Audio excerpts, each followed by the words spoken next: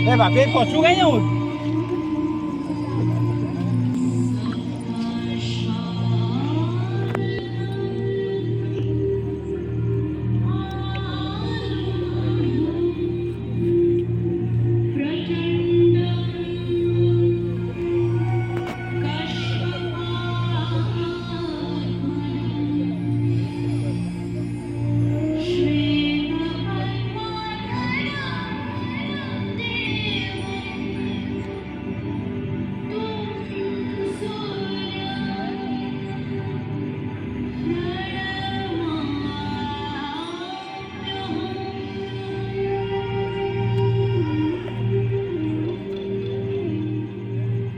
जिसका होना जीवन का होना है, जिसकी चाल से बंधी है समय की गति, दिशाओं का ज्ञान, मौसमों की लुटा छुपी, हवाओं का बहना, बहते बहते थमना, थमते थमते चलना, है खेल उसी का। जो पास है और दूर बहुत है, जो महाकाय है, जो जर्रा है, जो आदि देव है, ये है सूर्य देव। ऐसे सर्वव्यापी को नमन करते हुए शुरू करता हूँ सूर्य के प्रतीक कोणार्क की गाथा। कोणार्क का सूर्य मंदिर सिर्फ एक मंदिर नहीं है, ये जीवन दर्शन है, ओडिशा के भक्ति मानस का प्रतीक है, कला का एक नायाब नमूना है। कोणार्क में उत्तर की आर्य और दक्षिण की द्रविड़ सभ्यता आपस में मिलकर एक रूप हो जाती है। कोणार्क उत्सव है, जीवन का उत्सव, शिल्पी की कठोर साधना का सत्य है। कोणार्क की शिलाओं में एक धड़कन है जो हर दर्शक को अपनी कहानी सुना रही है। मैं सुन रहा हूँ अमरकंटक की पहाड़ियों से आती हुई महानदी की कलकल। पहाड़ियों को लांग वो कभी अल्हड़ हो जाती है तो कभी चंचल, हर पल अपने रूप बदलती ऐसे चली आ रही है मानो पूरी पृथ्वी को सिंचित कर देगी। तभी शिला से टकराती है और फैल जाती है विभिन्न दिशाओं में। कोई पुकारता है चित्रोत्पला तो कोई महानदी। इसकी शाखाओं के नाम हैं चंद्रभागा और प्राची। इसी नदी के तट पर बसे हैं कई नगर और कई जनपद। इन्हीं में से एक है कोणार्क।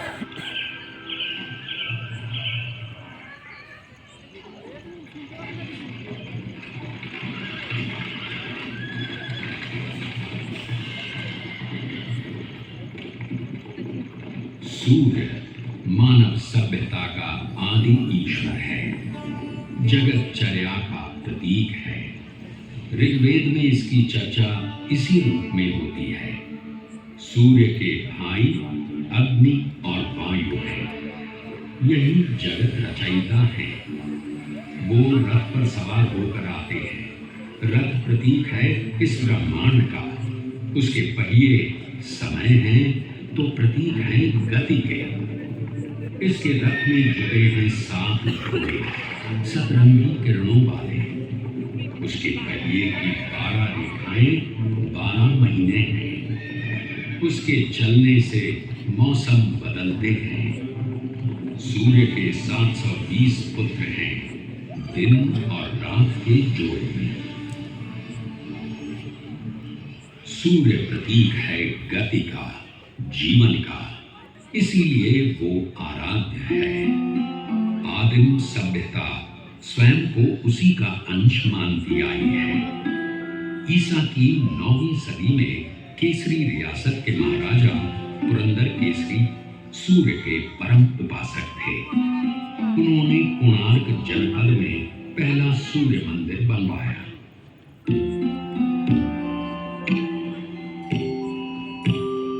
12वीं सदी में ओडिशा का केसरी साम्राज्य दक्षिण के गंग साम्राज्य के अधीन आ गया।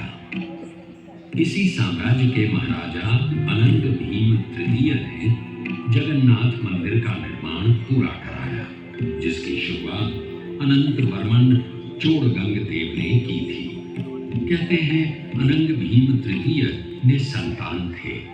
पुत्र प्राप्ति के लिए उन्होंने उसी मंदिर में सूर्य की उपासना की, जिसका निर्माण केसरी साम्राज्य के महाराज पुरंदर केसरी ने कराया। उपासना जल्दी हटो। और नरसिंह देव प्रथम का जन्म हुआ।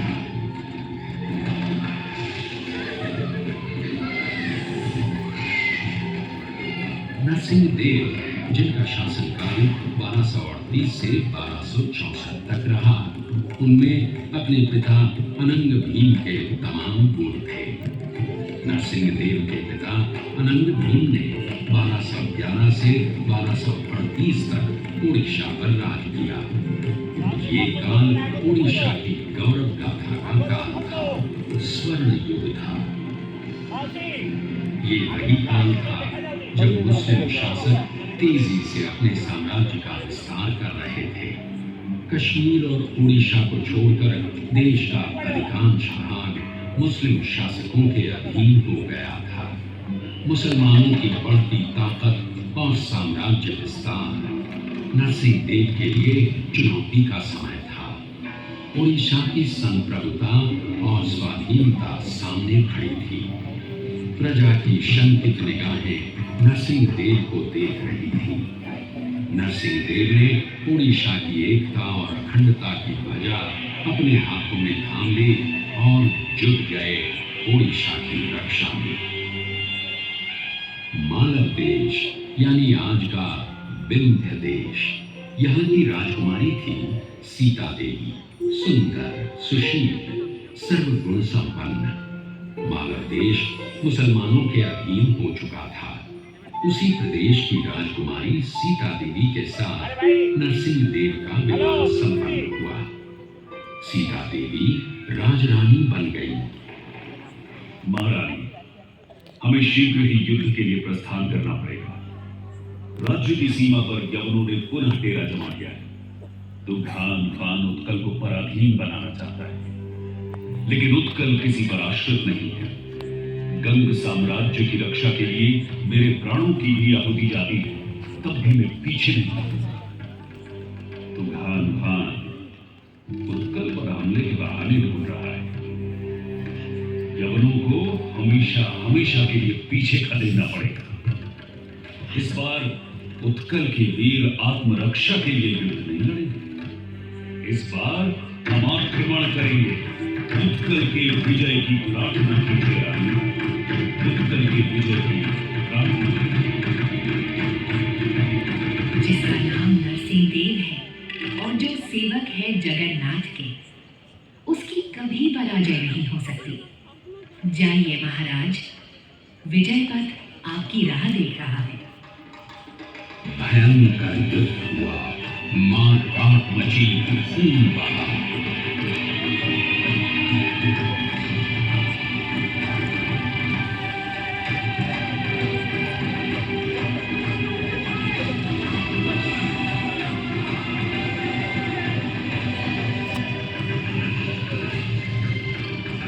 नरसिंह देव की वीरता और पाइक वीरों के युद्ध कौशल के आगे तुगान खान की पराजय निश्चित थी।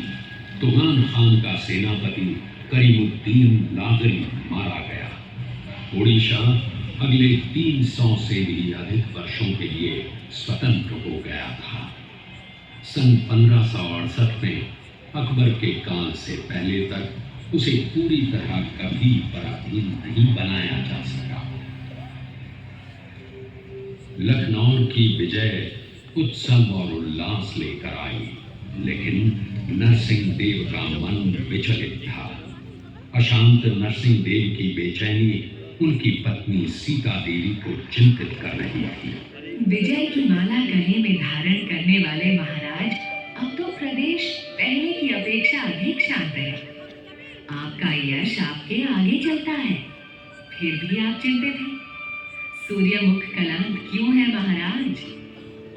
देवी, मैं युद्ध लड़ रहा हूं मातृभूमि की रक्षा के लिए। उसकी स्वाधीनता को बनाए रखने के लिए। लेकिन मन अशांत है। युद्ध लड़ना और राष्ट्र को संरक्षित रखना मात्र यही राजधर्म। युद्ध लड़कर भूमि को तो सुरक्षित रखा जा सकता है, लेकिन उसकी पहचान, उसकी परंपरा, उसकी संस्कृति को सुरक्षित नहीं रखा जा सकता।